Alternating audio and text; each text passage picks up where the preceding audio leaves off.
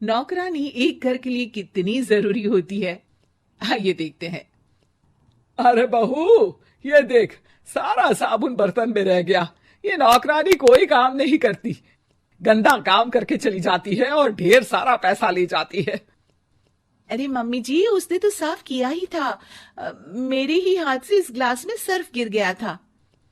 अरे बस कर झूठी, उसे बचाने के लिए सारी जुगत लगा ले, लेकिन मैं तो इसे निकाल कर ही रहूंगी। हमारे जमाने में ना कोई नौकरानी थी और ना ही ये चिकने बर्तन। चूल्हे के जले बर्तनों को राख रगड़ कर साफ किया करती थी मैं। अरे माँ जी, मैं कहाँ बचा रही हूँ उसे। और वैसे भी आजकल नौकरानी जरूरत नहीं, स्टेटस सिंबल बन गया है। अब आप बताओ, मैं मुन्ना को नीचे घुमाने ले जाऊं तो लोगों से क्या बोलूं? झाड़ू पोछा खुद लगा रही हूँ। लोग सीधा यही पूछते हैं कि कौन सी नौकरानी काम कर रही है तेरे घर पर। अरे बस कर, ये भी कोई बात होती है? मम्मी जी, आप नहीं समझेंगी। शाम को नौकरानी घर आकर काम कर ही रही होती है कि सास को कहती है, माँ जी, एक बात बोलूं, बुरा न मानना। अरे वैसे तो मुझे तेरी शक्ल ही पसंद नहीं है, बात क्या खाक पसंद आएगी। अरे माँ जी, सुन तो लीजिए क्या कह रही है। तो मैंने कौन सा उसका मुंह पकड़ लिया है? अरे माँ जी, वो लाल साड़ी पहनती हो ना, ना पहना करो। सास का गुस्सा अब तो सातवें आसमान पर होता है। अरे वाह जी वाह, क्यों ना पहना करूं? और तू होती कौन है ये बताने वाली कि मैं क्या पहनूं क्या ना पहनूं? अरे माँ जी, पूरी बात तो सुन लो, वो बोलना क्या चाह रही है। अरे बुरा न मानो आंटी जी। अरे कौन है आंटी? अपनी उम्र देखी है तूने? 2-4 साल ही छोटी होगी मुझसे और मुझे आंटी बोल रही है। बहू सर पर हाथ रख लेती है। अरे अच्छी खासी उम्र दराज हो और आंटी ना बोलूं? मैं तुम्हारी बहू से भी 4 साल छोटी हूँ। क्यों दीदी?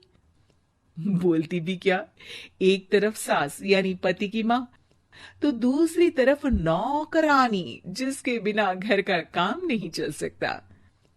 वो दरअसल माँ जी की शादी में बहुत जल्दी हो गई थी ना। अच्छा ये झगड़ा छोड़ो, ये बताओ तुम माँ जी को लाल साड़ी पहनने से क्यों मना कर रही हो? वो ना, इनकी उम्र की सारी औरतें सोसाइटी में इनके लिए बात करती हैं कि तुम्हारी सास बुढ़ी घोड़ी लाल लगाम है। बहू को ये सुनकर गुस्सा आ जाता है। अरे वाह वाह, कौन बोलता है जी? खुद क्या है यहाँ की औरतें, बाल सफेद लेकिन टाइट जींस और कोई कुछ भी पहने। अरे पहनना हमारा निजी हक है, किसी को कुछ हक नहीं बनता कि वो मेरी सास के लिए कुछ बोले। मैं आज ही जाकर माँ जी के लिए लाल जींस लेकर आऊंगी, फिर देखो कोई क्या बोलता है। अरे चुप लाल जींस। अरे सुन नौकरानी की बच्ची, जाकर बोल दे उन लोगों से कि उन लोगों की तरह मैं उड़ती नहीं फिरती हूँ घर बार छोड़कर। अपने बच्चों और नाती पोतों में मन लगाती हूँ, ना कि सारा दिन ताश के पत्तों में आंख गड़ाकर 3 पत्ती खेलूं। नौकरानी वहां से चली जाती है। वैसे बहू, नौकरानी के क्या फायदे हैं ये तो पता नहीं, लेकिन सबसे अच्छा तो ये कि पता चल जाता है कि कौन किसके लिए क्या बोल रहा है। सोसाइटी में तेरा नौकरानी रखने का इरादा बिल्कुल ठीक था। अगले दिन उन लोगों के घर की बेल बजती है। बहू दरवाजा खोलती है कि सामने कुछ औरतें खड़ी होती हैं। अरे बहू, कहाँ है तेरी सास? बुला जरा। अरे बहन जी, आप सारी एक साथ आइए आइए, कैसे आना हुआ? अरे 3 पत्ते खेलने आई हैं, क्यों खेलोगी?